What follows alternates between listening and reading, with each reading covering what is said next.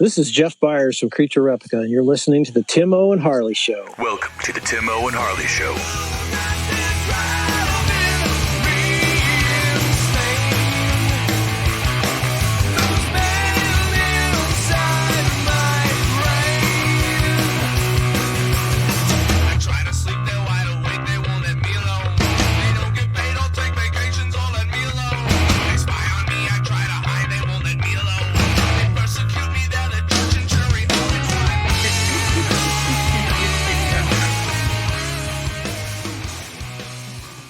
Thank you for listening to the Tim O and Harley Show. I am Tim O. Over there is my partner in mind crime, Mr. Ben Harley. Say hello, Harley. What is happening, people? Ben, the horror of Basehart Harley. That's me. Did you say horrible face? Is that what? The horror of Basehart. Yes. Yeah. So we've been on for the audience, they're like, the horror of Basehart. Now, I don't even understand that. They finally lost their gourds. Well, it's finally happened. Yeah, Harley and I have this little inside joke where we review these old, dated movies and things that are just of no importance or relevance to the pop world at all anymore, except to us, who decides not to participate in the modern world whatsoever. So, we an old joke on actually, it probably is our favorite television show, Mystery Science Theater. Yes. The robot Gypsy was in love with the actor Richard Basehart, and it was always really very, very funny.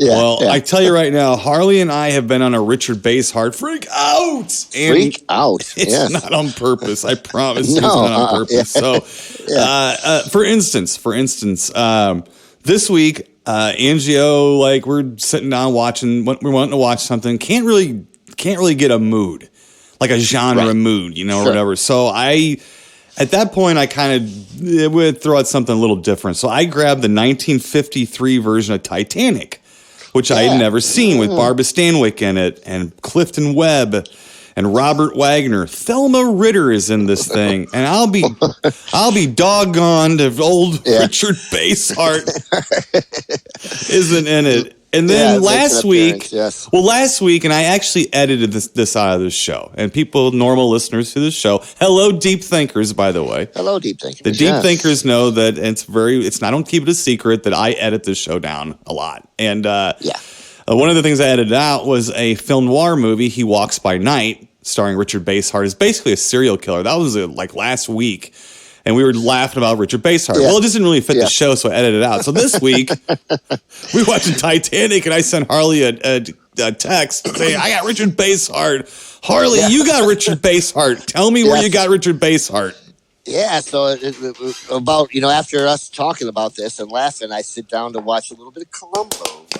Columbo. I've been on a Columbo freak out. And good one. Sure enough, guess who the guest star is? Richard Basehart himself.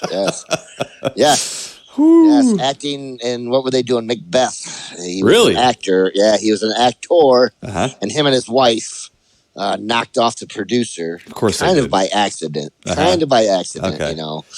then, yes. And it was funny because they acted throughout the whole thing, together. They would, trying to snow Columbo. But you can't snow Columbo. No. Tim, I've seen Columbo take down here recently Leonard Nimoy, William Shatner, Richard Basehart, Donald Pleasance, and now I'm still waiting for him to take down Jackie Cooper. Oh boy. Yeah. That's a full plate right there. Right now. Yes, but yeah, it's been a lot of fun watching Columbo and seeing, and of course they have a lot of great actors and but it's been fun. So yeah, every opening sequence is for me, I'm like, who's it going to be this time? Right. Stuff. But yes, Richard Basehart was very good in it too. Him and I can't remember the lady who played his wife, but Columbo is great though. It's kind of like an adult. I don't know if adult's right word, but like a live action, more adult film version of Scooby Doo, almost in a way. It's got a very formula type of thing. It's a well written. Always well written, though. It really is. And, I was telling you on MeTV on Sunday nights, that's a bizarre place to be on Sundays on MeTV. Yeah. You get Brady Bunch and Gilligan's Island, and then it morphs into, what was it, an original show. I'm not sure they play it anymore, but there was a show called Collector's Corner. Okay. And it was Lisa Whelchel, or I think her name was, from Facts of Life. Blair from Facts of Life, and she would go to like different collectors' homes. Like, let's say you're a Star Wars collector. Like, she would come to my home and say, "Oh, this is a movie collector," and then she would and they would like go through like the whole collection of things. They like Wizard of Oz collectors, everything like that. Old antique bike collectors, and stuff. It was kind of a neat little. It's like a little breezy half-hour show, Yeah, and that was, and I'm not much in on like new original programming. That usually to me is a death knell of a television channel. Like I loved HBO until they started making their own shows, and then you knew it was over. It was AMC, same way, over. For everyone else in the world, it was a wonderful day and a wonderful moment because they love television shows. I'm a movie guy, so all these movie channels end up becoming TV channels. It's like, God dang it, all the love of everything. Golly gee. Let me get more G-rated with you here about my obstinance with this stuff. But Sunday nights, they have Columbo movies. Yes. Okay? Yeah. I don't know how many of these things they made or how many years they spanned. Yeah, yeah. But I'm telling you, these things must have spanned like a 20 or 30-year period on television. And they were well-produced, made-for-television films. Yes, yeah. Very well-produced. And that's the thing. It's like, the ending of the one that I watched with Donald Pleasance was super interesting. The ending, it wasn't, your usual one. And Columbo, like you said, Columbo has a formula. And, right. Just one more thing. Yeah, that's right. And, that's right. Yeah. And man, I just love to see him make these people unravel. Right. They just slowly, and he does it with such. Because everybody thinks he's such a goof almost, Right. And he acts like that a little bit. Well, he's your hero. He's beating people up with friendlendess. Yeah, you've been searching your whole life how to do that. Yes, exactly. You got the friendly part down, but nobody's hurting yet. Yeah. There's no bruises yet. Yeah, right. Now, are you watching the actual? Now, there was an hour-long television show that was on weekly. Are you 2 hours? Yeah. So you're watching the movies as well. Yes, Where are you seeing these at? On the Hallmark Channel. Hallmark Channel. Yes. Woo, we're getting old, Mr. Ben Harley. Yes, yeah, exactly. And usually two a week have been taping for me. So very good. When I was a kid, I remember Columbo. Columbo was like Beretta to me. Like it was sort of like a cop show, but I think a little too much of a kid to appreciate him quite as much. And but boy, now and the funny thing is, it's like MeTV is just on in my house. Like if you turn on television on, it automatically turns on to MeTV. That's just the way it is. And I don't always stay there. But mostly for me, I watch a movie. Angio will watch. We have Sling TV, so she might watch a program or, something like that. And but it comes on, and sometimes I have to admit it grabs me, and I have to watch at least a commercial or two commercials because it kind of ropes me in a little bit. Good writing, good acting, and the role was basically made, for Peter Falk. Yes, yeah, and he's perfect in it. He's absolutely perfect in it. So very good. Yeah, he's up there with my favorite top three detectives. I think Batman, Sherlock Holmes, and I put Columbo. Well, there you go. I actually have a Peter Falk autograph. Do you really? Yes, I do. Wow. Yes, I do. I got it at an auction. I got it at an auction for the local cerebral palsy organization. Actually, the one that Angie is now the president of our chapter down here. Yes, so it was one of the very first God bless her. banquets, and they were selling. I got that, and I also got a Jim Carrey autograph. Oh wow! And I also got a Scott Baio autograph. You had a Scott Baio all the same day. Chachi. Absolutely, yeah. So, I play hockey with the guy we call Chachi. Well, we call something else around here Chachi. I don't know. It's sort of a slang term for something you smoke. So we call it Chachi. Let's see here, Mr. Ben Harley. So you got a little bit of Columbo in. I got some Titanic in. And let's see here. One more flick real quick I wanted to mention. And then we got a little special little treat for everybody here. So I just wanted to mention this because we watched this last night and I like this movie. So I just wanted to kind of float out there. From 1974 last night, we watched The Beast Must Die. Ooh, and that's Agatha Christie mystery type or Agatha Christie type mystery about the werewolf. out on that estate. You know that. Yes. Was Peter Cushing's in that? Peter Cushing's in it. Calvin Lockhart, Michael Gambone from the Harry Potter movies is actually in that, and Charles Gray, Anton Diffring. It's a very, very good movie. Now, I've got Mr. Ben Harley. You know, I know the problem with that movie for everybody. It's the werewolf. It's just basically a dog with a sweater. Yeah, really. Yeah. And not much of a werewolf. Right. Yeah. But given it's a mystery about who the werewolf or werewolves may be, I think if it wasn't a dog wolf like that, I don't think that it would be much of a mystery because they'd still be wearing their clothes. Sure, right. So if you saw it, so I at least wanted to give a little caveat to that because I was watching last night going, it's frustrating because a werewolf is on all fours. And I thought, well, it's 1974. I don't think they'd have a couple of naked werewolves running around. And then you would also know the gender pretty quick. And there were men and women that were suspects in it. But it's such a good, well put together little movie. I really like it a lot. And Severin put it out. I had a Blu-ray of it, but they rescanned it. And I have to admit, it was worth the money to rebuy it. Because I think it's basically the exact same Blu-ray, same cover almost and everything, with just a new scan of the movie.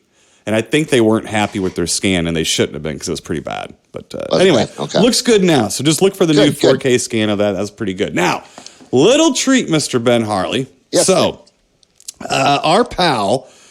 from the Bigfoot world days, Mike Hall, who we've had in the show before. And we had him talking about some Bigfoot experiences and things like that. Well, we also know that he was involved with the film Something in the Woods. Yes. And that's how we met Mr. Hall. We met down, or up, I should say for me, at the Ohio Bigfoot Conference. They had a table set up selling that movie, and we reviewed it, had Mike on the show, and then started talking about real Bigfoot research and things. And nice guy, good guy. So he has been producing a film. I think we've mentioned this on the show before, and it's called The Blues Man. Yes. And it's an original story about some people that want to get a hold of Robert Johnson's guitar that he had. It's cursed. Oh, that can't be good. Yeah. So no. Like playing in King Diamond or something. Right. So over the last couple of years, you know, he's in contact every now and then, and he was cast in the film, and I said, hey, why don't you talk to our pal John Dugan, Grandpa from Texas Chainsaw Massacre? You know, I said Mike's in Texas. John was in Texas Chainsaw Massacre. Hey, I'll use anything for it to be fortuitous. You know, it doesn't matter. Yeah. So, so got them kind of hooked up, and that kind of snowballed a little bit. Now they've got some, you know, he's got like a pretty good cast coming up, but he's looking for funding and stuff. So now here's the thing. So I thought, well, here's what's interesting. I'm going to have Mike on the show, and this is why. I want him to talk about the movie a little bit. I want him to talk about who's in it, and he's looking for investors. Now, I want to be very clear about this. Neither I nor Harley are investing in this movie. No. We are movie reviewers. We do not invest in movies at all. So everyone out there listening, sorry, we don't invest in movies. It's kind of a conflict of interest if we're reviewing films and also putting money into them. I don't think that would work very well. So no. But and I don't have that much money in my pocket. right.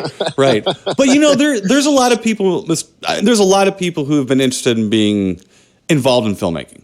Sure. Yeah. And the easiest, best way to get involved is to have some money and walk up to somebody who knows how to make them. I promise you'll find a place to put that money if you do that. So we just had Jerry Chandler on from Synapse Films.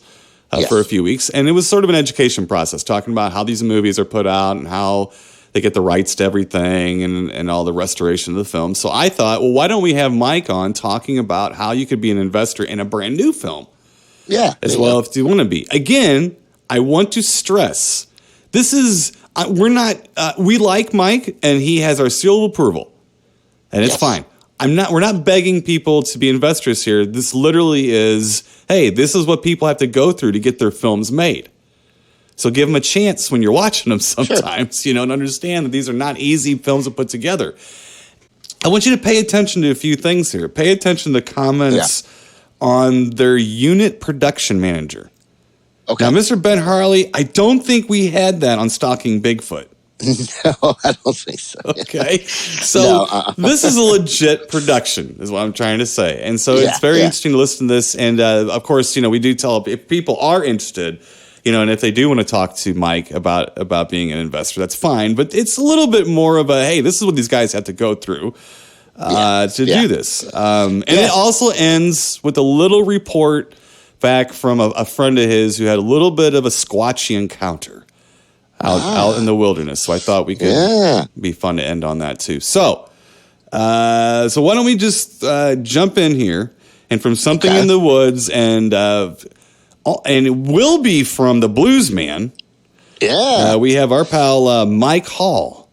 Mike Hall. Yes. So why don't we just roll it over and hand it over to Mike here.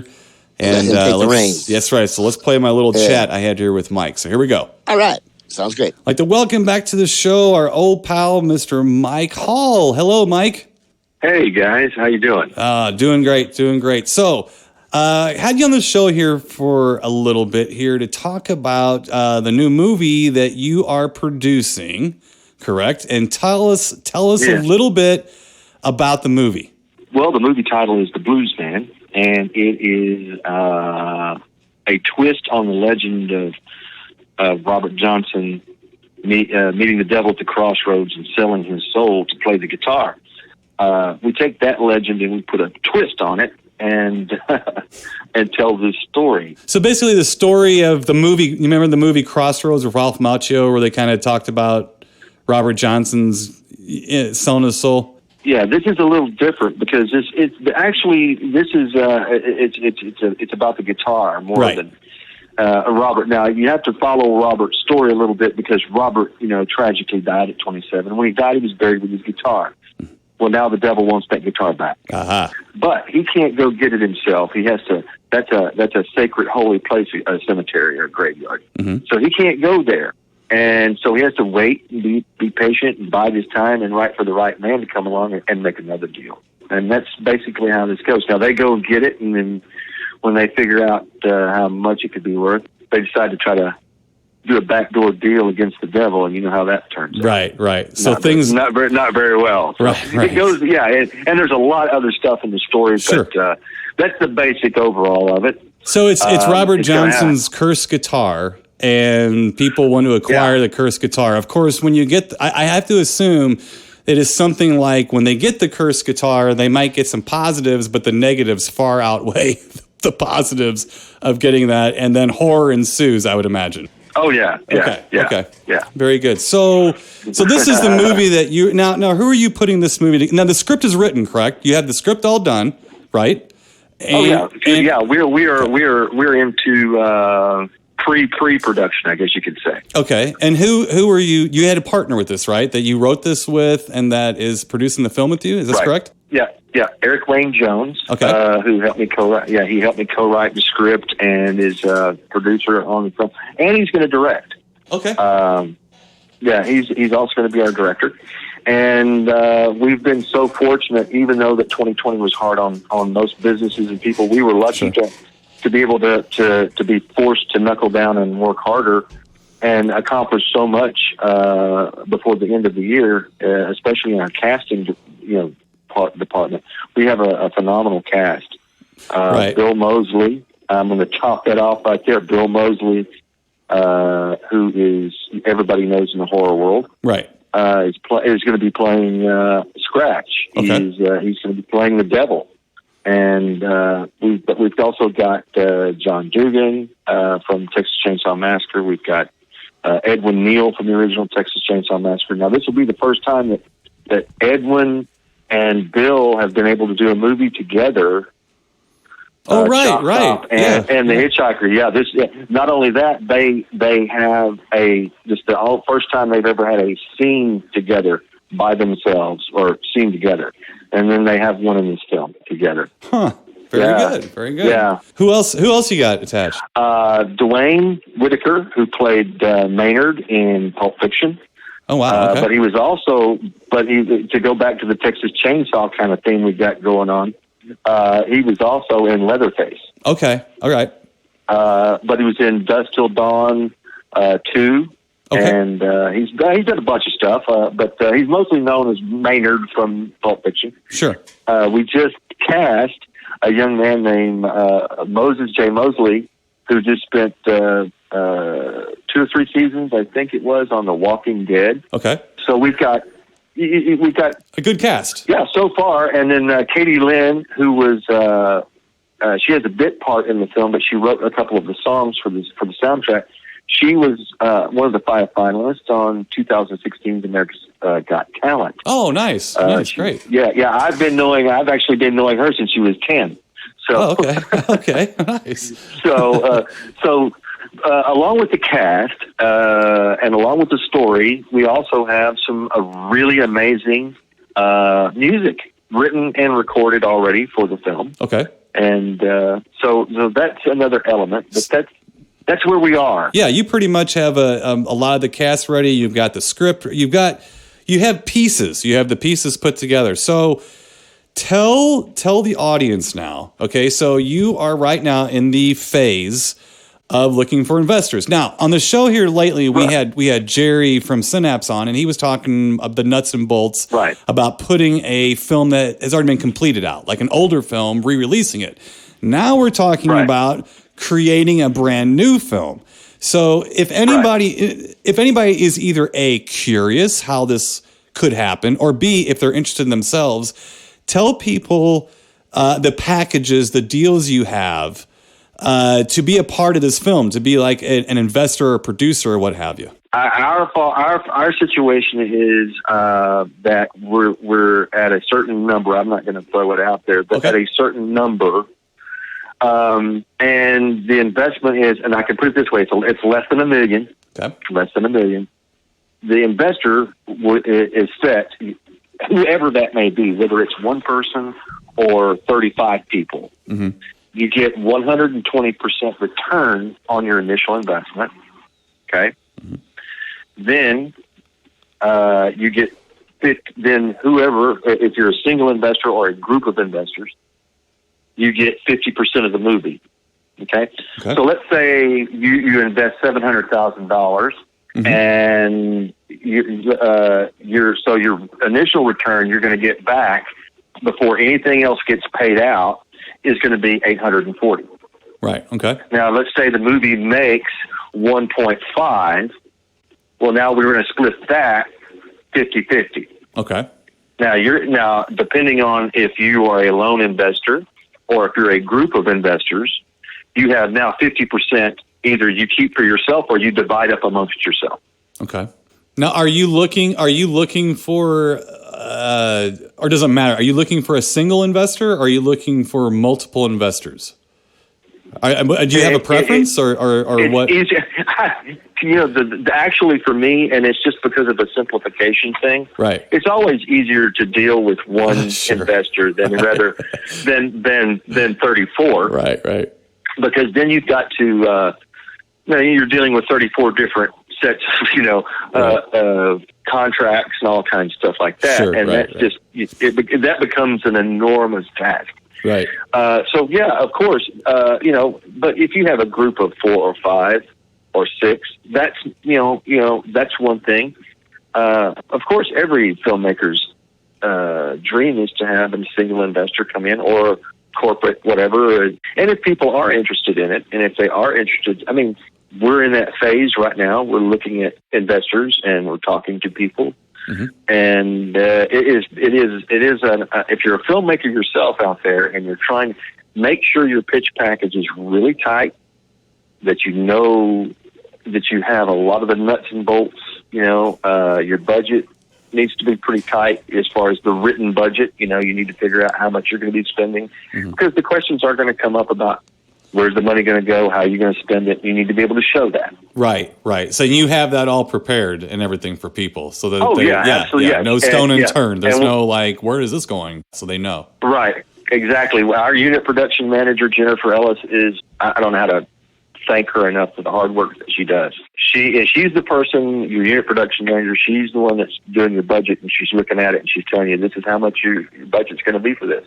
Right. Because she looks at what your cast, what you're paying your cast, what your schedule is going to be, how much your schedule is. She looks at the length of the script. She's doing all those things for you. Mm-hmm. And she's telling you it's going to be this many days to shoot it. It's going to cost you this much money. Right. Okay. Well, now, how does, if someone is like interested in even exploring this more with you, like if they're interested in saying like, well, I'm kind of interested in this, although I'm not, like I'm on the fence. I got a little bit of extra cash here. I'm on the fence. What's the best way for them to go about getting a hold of you to maybe discuss this in a little bit more direct terms? In more direct terms, they can email us at midnightstrikesfilms@gmail.com. Okay. Do you guys have is there even like a Facebook page or something where somebody could get a hold of you through their messages or something like that? Sure. You can, if they want to, they can find us through the Bluesman on Facebook. If you go on, it's the Bluesman movie. Okay. On Facebook, or if you want to go to our website, which is www.thebluesmanmovie.com, or you can go to midnightstrikes.com. Okay, and then there's ways. midnightstrikesfilms.com. Okay, and so there's ways via all those avenues to get a hold of you guys. And I'm sure there's a message. Right. Yeah, okay. So if someone is listening and they're interesting and they've been wanting to invest in a film, or at least to discuss this with you, or if they know someone or something like that, they could get a hold of you and talk to you, especially because, lots of movies are being made, but what I do find interesting is that this isn't I have a story. It's about a guy with a knife out in the woods, you see, and there's people camping and he stabs everybody. This has a little more meat to it. This has a little bit more of an interesting and unique story to it. And I only brought up Crossroads so that people could get some background to the legend of Robert Johnson. I think a lot of people these days, if they have a lot of knowledge of it, they're either a big music fan with that big set that came out back in the late 80s, like I've got all the CDs that came out with all the different takes of his songs on it. It was a wonderful CD set that came out. If you don't have that, it's probably the movie Crossroads that Robert Johnson from. Everyone knows his songs, but no one really knows that they know his songs because they've been covered so many times. I can't tell you how many conversations I've had with people, and I say this, it's about Robert Johnson, and they get this puzzled look on their face, and I go, soul to soul at the Crossroads. Right. And they go, oh, yeah. Or when you start talking about the music and you go, hey, I don't know. I say, yeah, you know Sweet Home Chicago, don't you? Oh, yeah, I know that song. Well, he wrote it. Right. What? Right. Yeah. Well, I've played guitar since I was 5 years old, so not knowing who Robert Johnson is like being a playwright, not knowing who William Shakespeare is. So you have to know who Robert Johnson is. I mean, he started it all. I've never heard it. Yeah.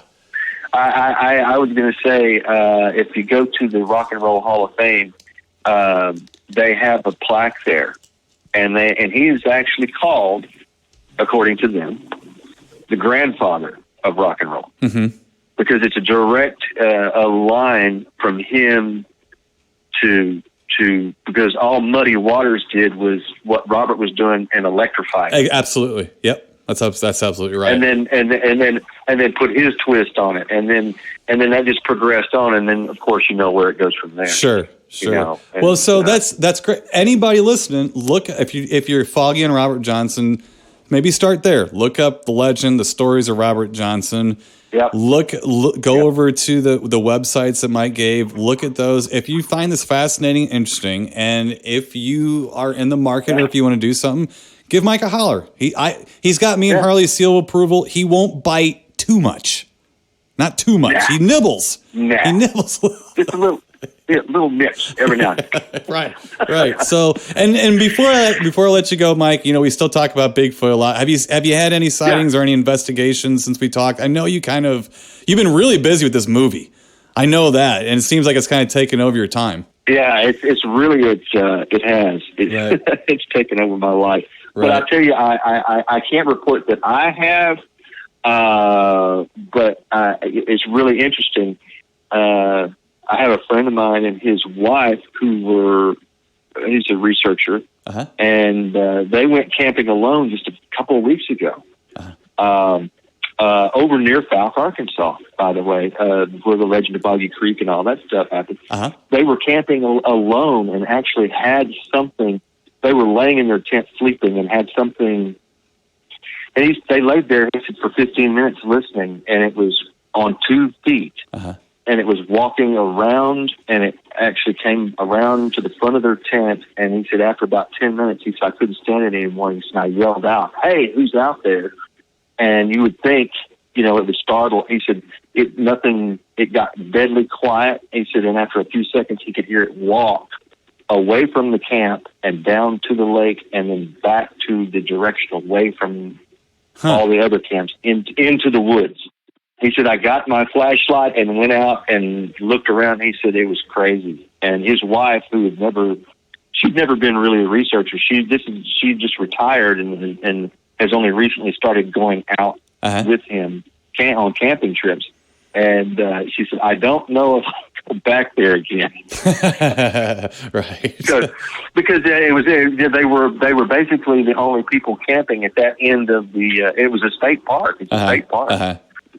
They were the only people on that end, so that's about the only thing. Wow. Well, I can tell that I can relate. Appreciate that report back. Appreciate that story. Well, Mike, thanks for coming on, and good luck. Good luck with the movie. And when you guys get it done, you send it over our way. That's the plan, man. And I think it's a little bit up our alley. Plus, you got horror and a couple friends in that movie. I know me some John Dugan. He's a good guy. He's been on this program a couple times, and a good guy to work with. And I'm glad you guys hooked up. And you got to hook up with some other great talent there. So good luck with everything. Congratulations on it. And no problem. Yeah, good luck with finding the rest of the funding and getting to work on it. Yeah, absolutely. It's going to happen soon. Good. Excellent. All right. We'll talk to you later, Mike. And I can't wait to see the movie, and then we'll have you back on. Thanks, you guys. You be safe, all right? All right, Mr. Ben Harley. All right. Mike Hall. Mike Hall, yes. So, again, we're not promoting giving money to anyone, nor are we discouraging or nothing like that. I just thought, it's just interesting how we talked to Jerry about, what a pain and how hard it is to get these movies to us. And now to talk to Mike, what a pain and how hard it is to get a new movie up. Let's be frank. Let's be fair, too, especially in 2021 or 2020. Yes. These have been pretty rough years, and it hasn't hit everybody financially, but it's certainly hit everybody just in being able to do anything. Yes. Yeah. So it's been hard for him to but you know what?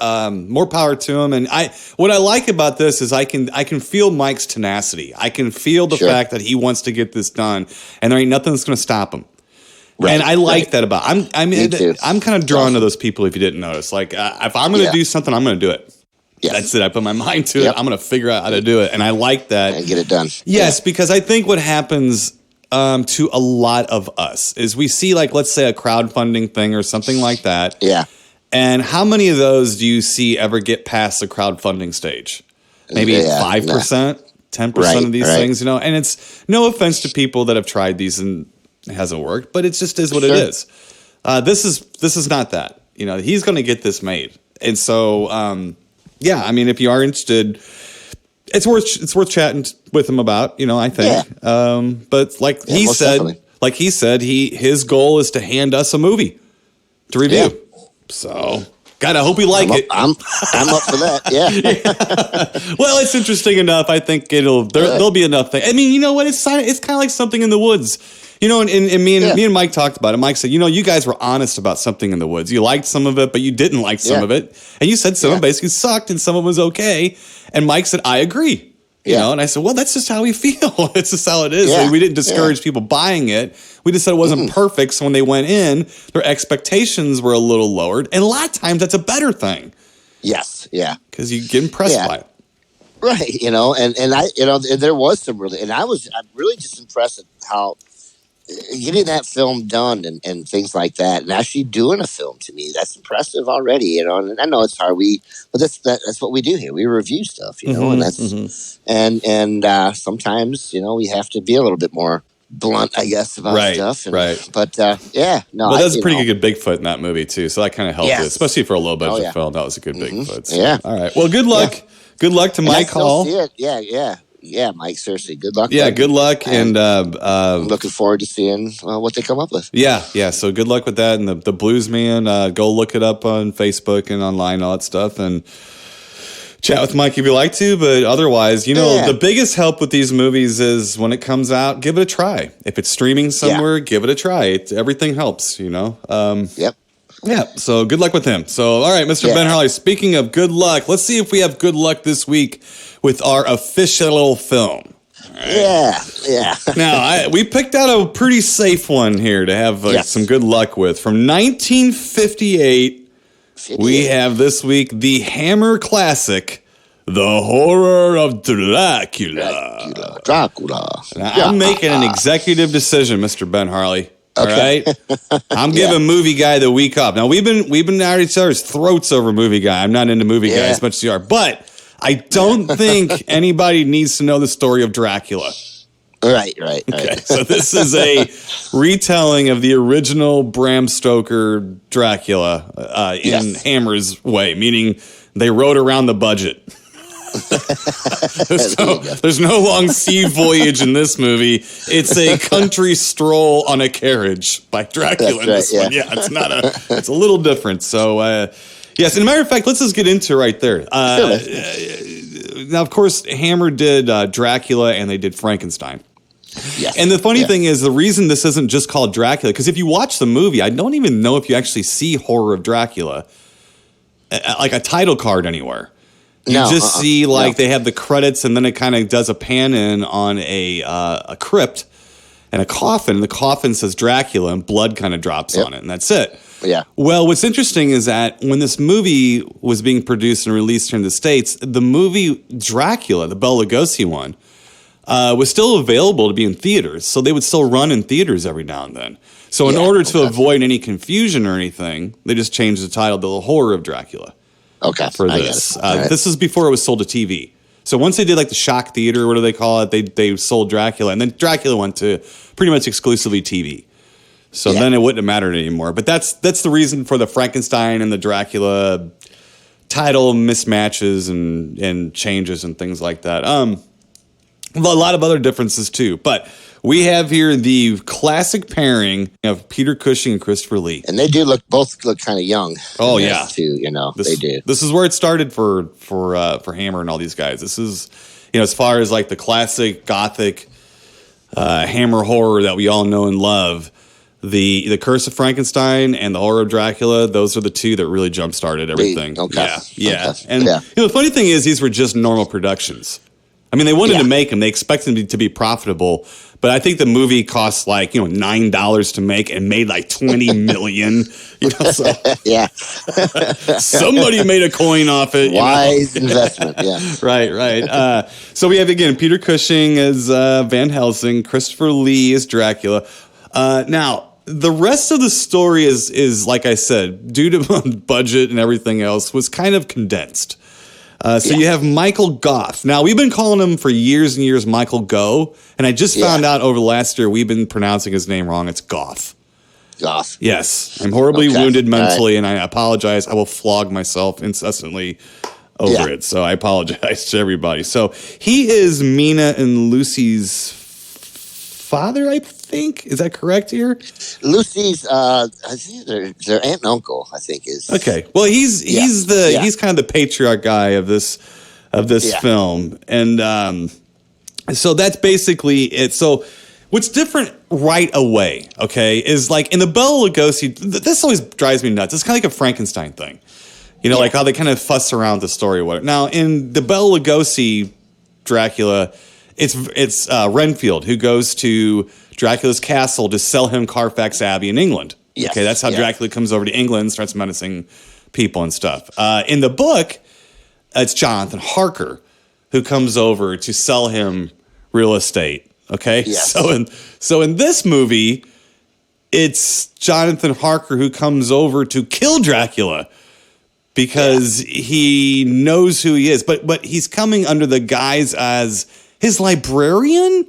Yeah. That's not really a horror monster guy. Like, no. I am Dracula. You shall be my librarian. Yes. Was Mel Brooks on set? What the hell was that? I never noticed that before. Funny. His librarian? God. So anyway, so he shows up and he's menaced not by Dracula's brides. Again, we're talking budget constraints. Yes. His bride. Yeah. His bride. His bride wasn't going to sink anytime soon in the ocean. No. She had flotation devices, Mr. Ben Harley. In fine horror hammer fashion. Exactly. Yeah. I said it started really good, Tim, for me. Let me tell you. Yes, yes it did. This movie started real well. Right. Yeah. So basically, what Harker, it's revealed that he's there. He's not really going to be his librarian. Dun dun dun. He's actually there to take out Dracula. He knows who he is, and you kind of get the sense because he's sort of narrating it. And you can tell he's like writing his notes in his diary or whatever. And I guess he's kind of writing it to Van Helsing himself. Yeah. He's a colleague, I think, of Van Helsing, killing vampires, if you will. So what happens is Harker, he offs Dracula's bride, but Dracula... Yeah, because she tries to she wants his help, but then she goes very vampiric on him. Yeah, she seduces him. Crazy scene. Yeah. Yes, and then Dracula comes in, and man, he's tossing her about, and it's a pretty intense scene. Right there. Yeah. And then he basically whisks her away. Dracula takes her away, and then Harker's character follows them to the crypt or whatever. Right. Well, it's after his beating, he got a beating too. Right. Well, and this is a much more right away. You're basically you're showing the differences. Like even when Christopher Lee shows up, he doesn't come floating downstairs going, "I am Dracula." He goes, "Hello, Mr. Harker. I am Dracula. How are you?" It's like, whoa. Yeah. Yeah. Dracula is like method acting. What's going on? You know?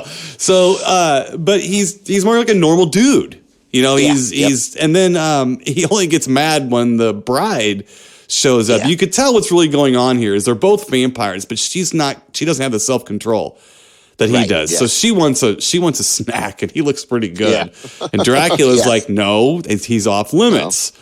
So that's kind of where it all starts. So they get into a fight, but you can tell right away this movie is going to be in color. Right away, there's a little bit of blood. Some violence. It's pretty violent. And right away, Dracula is not going to just give you the googly eye. No. And hypnotize you. He's going to take you and tear you apart.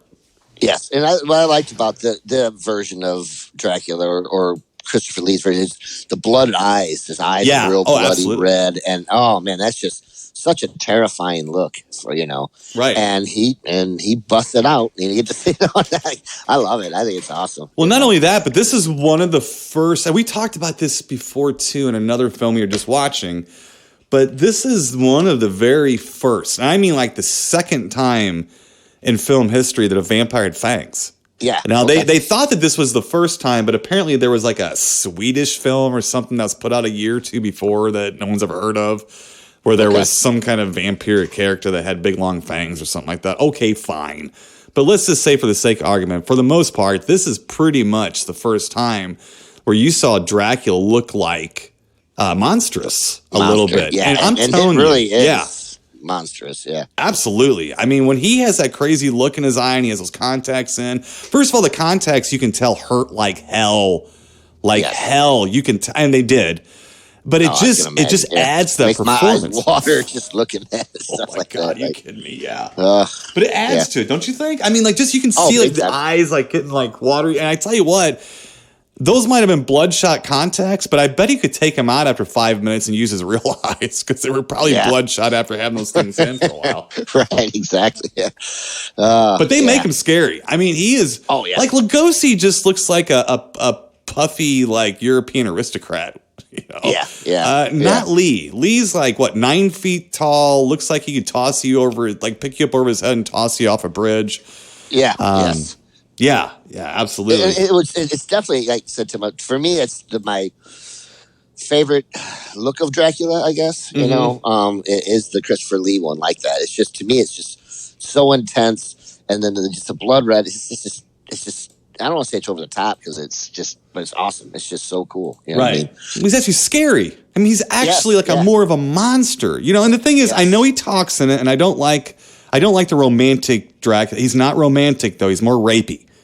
than he is romantic. And I don't really want to see anybody rapey. I don't mean that. But as far as a horror film, I don't want to see a romantic guy and you feel sorry for him. And he's living off of the blood, for crying out loud. Yeah.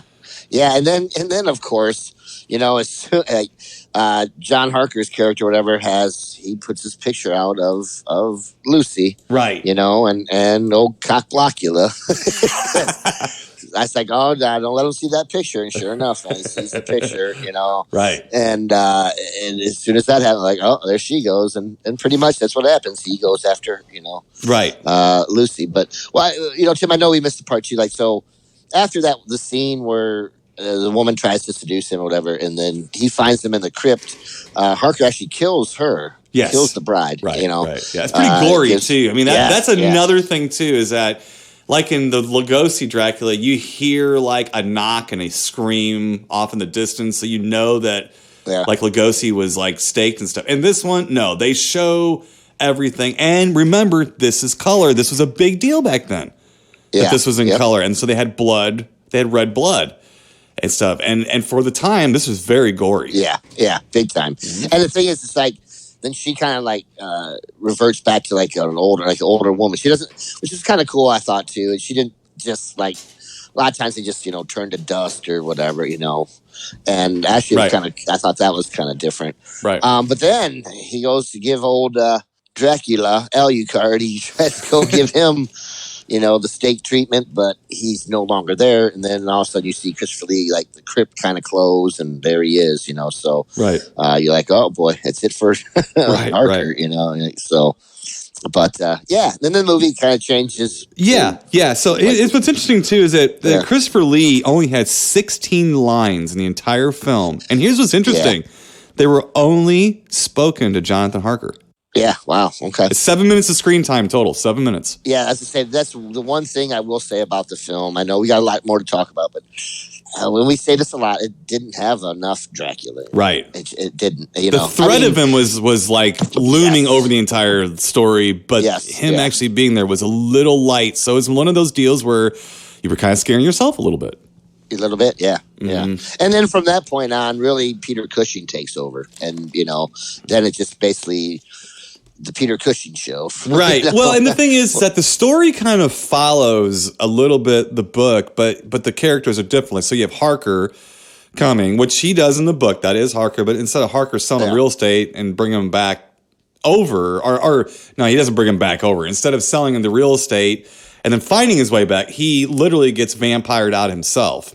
Yes. He gets attacked. And then what it is Cushing comes in and starts taking over the heroic part of the film, because in the book and even in the Lugosi movie, he's an old dude. He's like real old and crusty and stuff. And then this is a young Peter Cushing, a very young and handsome, might I say, Peter Cushing, my man, Peter Cushing. This is, folks. Let's just say, I'm just going to be honest here. This is my favorite actor. I mean, I love Peter Cushing. Anybody listens to the show, the deep thinkers know that. Ben Harley knows that. My wife knows it, and now you do too. The hair flip knows it. Oh my God, the hair flip. Now here's what's interesting though too.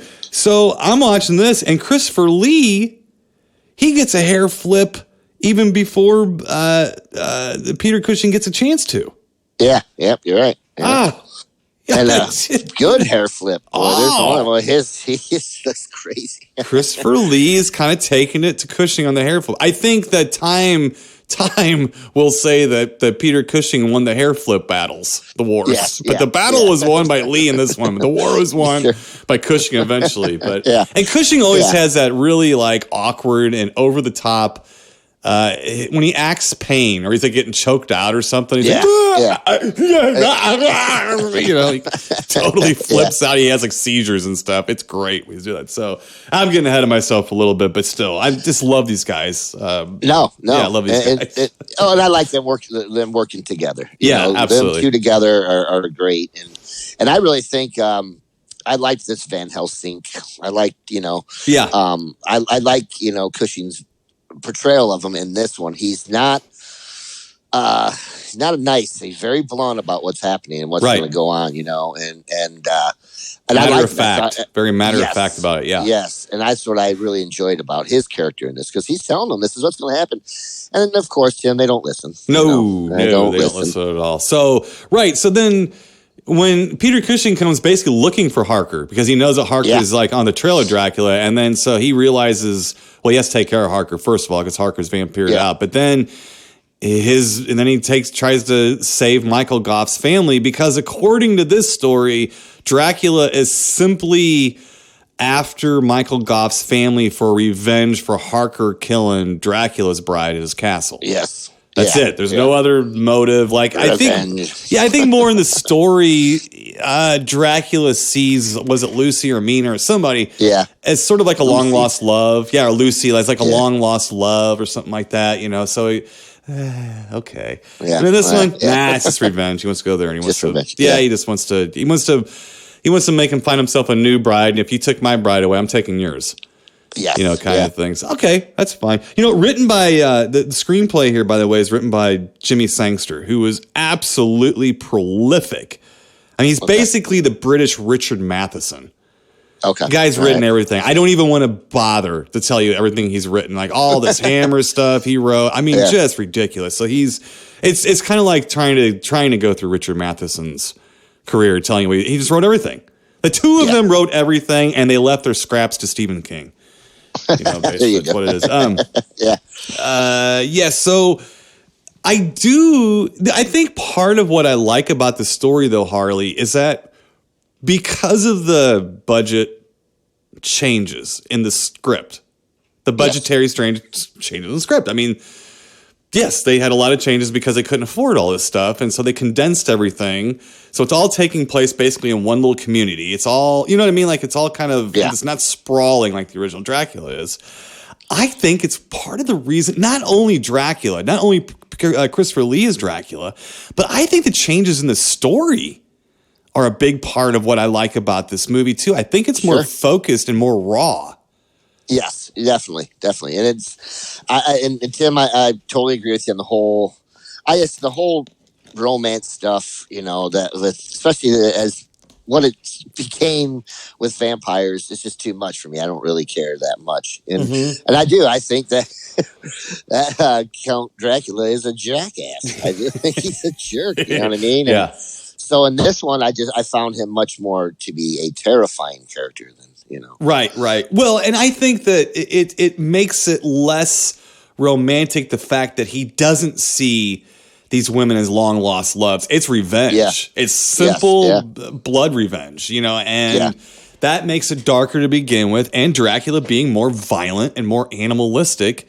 Yes. It just works for me. And Harley, I am not a guy who's a sucker for the remake. I'm not a guy who's a sucker for something. I just think that this is way better than that. And I'll give you another one too. Speaking of another example, even more so, I think Hammer's The Mummy is way better than the Universal Mummy movie. And I love Jack Pierce's Mummy makeup on Karloff, but they only show it for 8 seconds or something. And they don't show it at all. And then he walks around as it looks like an old version of the Potentate of Hate.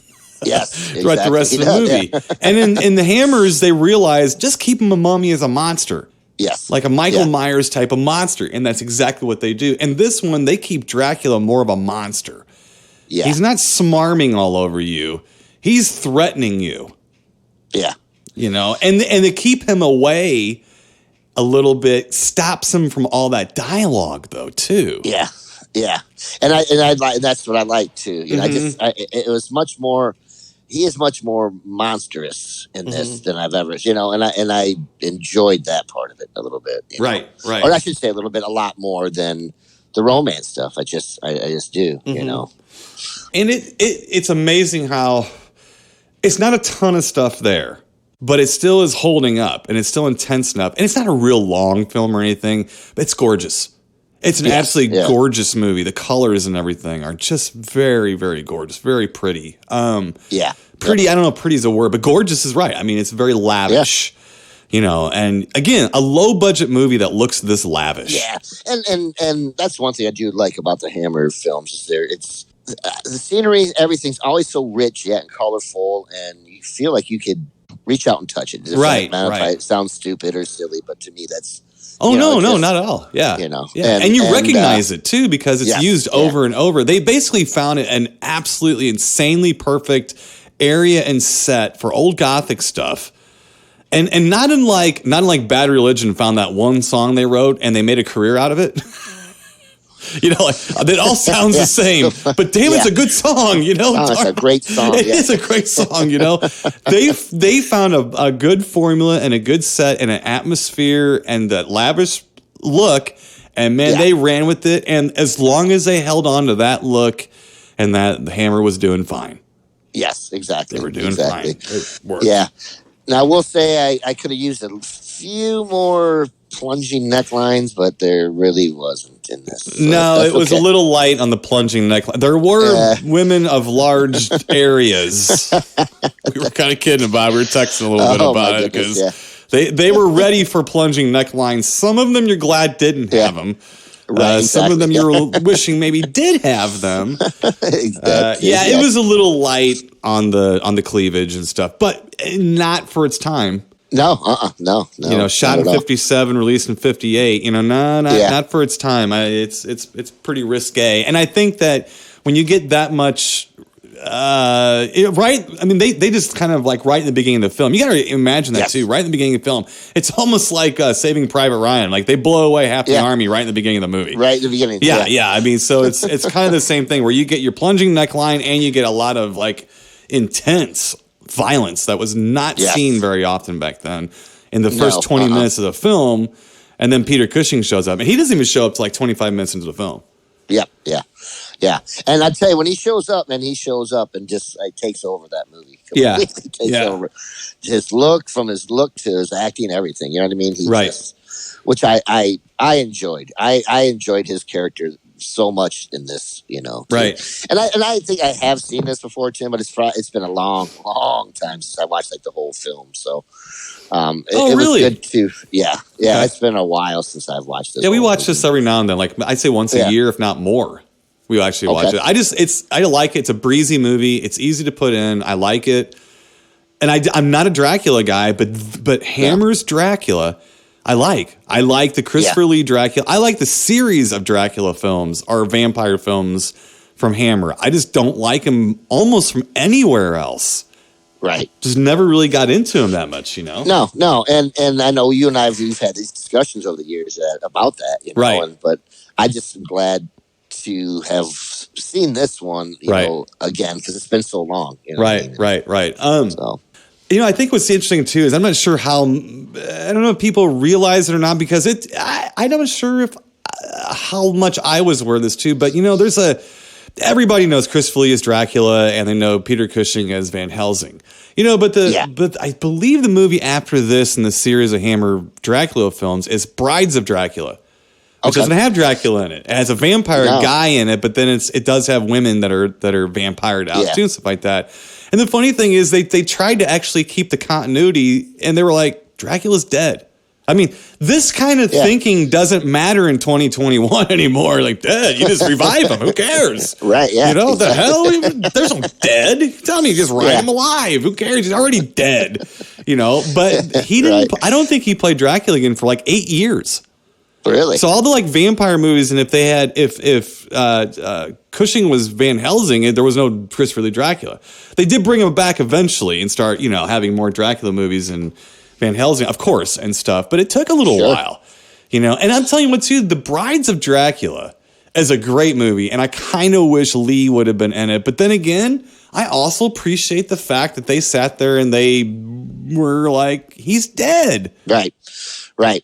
And, hey, I like the women vampires as much as the next guy. So, Yeah. And they have the plunging necklines and, yes, they did. And what have you, But, I mean, there's really no open ending at the end of Dracula, so there isn't open for a sequel. He kind of gets decimated. It's kind of over. It's not like he opens his eye or something. He's alive. He's gone. He's dust in the wind. Yeah, literally. He's gone. Totally. Yeah. Screenplay, again, like I said, by Jimmy Sangster, directed by Terrence Fisher. Now, this guy did, it's the same thing as Jimmy Sangster. You know, like it's just, I can't go through everything, but the guy did everything he did The Mummy, Curse of the Werewolf, Hound of the Baskervilles. I mean, Terrence Fisher's the guy. You know, he's the Hammer director guy. So basically, the classic lineup for Hammer is here. What's missing, Mr. Ben Harley? Donald Pleasence. No, you're close. Michael Ripper. Michael Ripper. Oh, yeah, there you go. Yeah. But that's true. We don't get a Michael Ripper, but we do get a Miles Mallison. Yeah. The Undertaker guy. Yeah, the goofy Undertaker. Who was he was in like Peeping Tom. He's buying some porn in the beginning of Peeping Tom, which is funny because he has that same way about him. And then he's in First Men in the Moon. I like that guy. He's funny. He's got that same kind of thing going on. The one thing was funny is when because he tells the story like they're going down to the crypt or whatever, and he tells the story of I was here with be careful walking down the steps because he was there with a guy had come to see his wife for the last time, and then he fell, I guess, whatever, you know, and killed himself. He said so. He came to see her and ended up staying or whatever. Which I thought was so funny. He told it much better than I did. Oh, sure. He's great. That guy's great. Yeah. But just a classic film. And again, I think a lot of, well, I don't know. I mean, this isn't a fairly old film, but you've had time to see it. A lot of people have seen this. I mean, our parents had probably seen this, Mr. Ben Harley. I mean, everybody had seen this film. So more of a revisit of it. I'm glad that you've revisited it. I didn't realize it was that long since you had seen it. I thought we might have reviewed this before. Yeah, I don't think we did. Okay. I know we've done a lot of the Dracula Hammer ones, but I don't think we've done this one. All right. Well, I'm going to give this a big grape ape up to the rafters. I like it. I'm going to give it a grape ape up to a big one too. Okay, good. And maybe not to the rafters, but pretty close. Well, it's missing a little bit of boobage and a little bit of things that Hammer was a little more liberal with a little later in the movies. And I mean, only a couple years later, they were kind of popping them things out a little bit more. And more. But you know, it never really harmed the class in the script, though. I mean, it just never, they always found they always found a way to show the cleavage. Like they'd have like a cursed medallion around someone's neck. And they'd have close-ups of it, and the close-up was where you look. Do you remember one medallion from a Hammer film? No. Do you remember any ting-tings from a Hammer film? Oh, exactly. Right.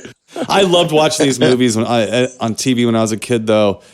I'd get home from school, and they'd be playing after school or something at the local mom and pop TV channel, and they were just great. And they played them all. I mean, you didn't know what you were going to see.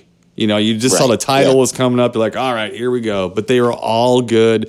And they were pretty scary. For what they were, too. Especially, if, back then, too, And, I think they hold up pretty darn good, I think, too. You know? They deserve the credit that now. They didn't get then, too. Well, and they're played straight, and that always helps, and it always works. They do have a funny character or two in the movies. It's usually Michael Ripper. In this one, it was Miles Mallison. But they, for the most part, played straight. Cushing's always given things to fiddle with. In his hands, the props Peter. They call him props Peter. He'd always have things to fiddle with and stuff. So that's good. But big grape ape up though. Wonderful film, right up our alley. Just fun to go back and watch. A lot of fun. Yeah, exactly. Absolutely. Exactly. So, all right. And I'm glad we did that one. So. Me too. I don't know what we're doing, Mr. Ben Harley, next week. Let's get out of here, though, and try to figure out what that's going to be, because you're right. We have to make sure it's riveting. We have to make sure it's riveting. So, but I really did enjoy. I know it's not a huge, unlifting the veil to talk about a film like The Horror of Dracula. It's a very well-known film. Everybody knows a lot about it. But, boy, it's just fun to go back and watch and reminisce about. And that's I've enjoyed doing it. Yeah. And I'm glad that we do these things, because I'm much rather review these ones that deserve it than some of these newer movies that are just so forgettable. Right. And they don't need our help, stuff. No, I like to be here as a reminder to people, hey, maybe go back and watch this later at night when you're done watching your new movie, because there's still a lot of things here of value to watch. Yes, we'll put it that. definitely. And from my opinion, way more things of value than anything I see coming out today. So, but that's me, and that's me just waving my cane of kids in my yard. Mr. Ben Harley, it's all it is. Get off my lawn. Right. Well, right now, get off my show, because it's time to go. Yeah. So, all right, Mr. Ben Harley. All right, Timo. Let's see here. Till next week, everybody out there, all you deep thinkers, be good to each other. Stay safe. Yes. We'll be back here next week. So stay spooky, and we'll talk to you then. Keep it creepy, people. You've been listening to the Timo and Harley Show, brought to you by ScreenPrintingFactory.com, your affordable one-stop solution to all your screen printing needs.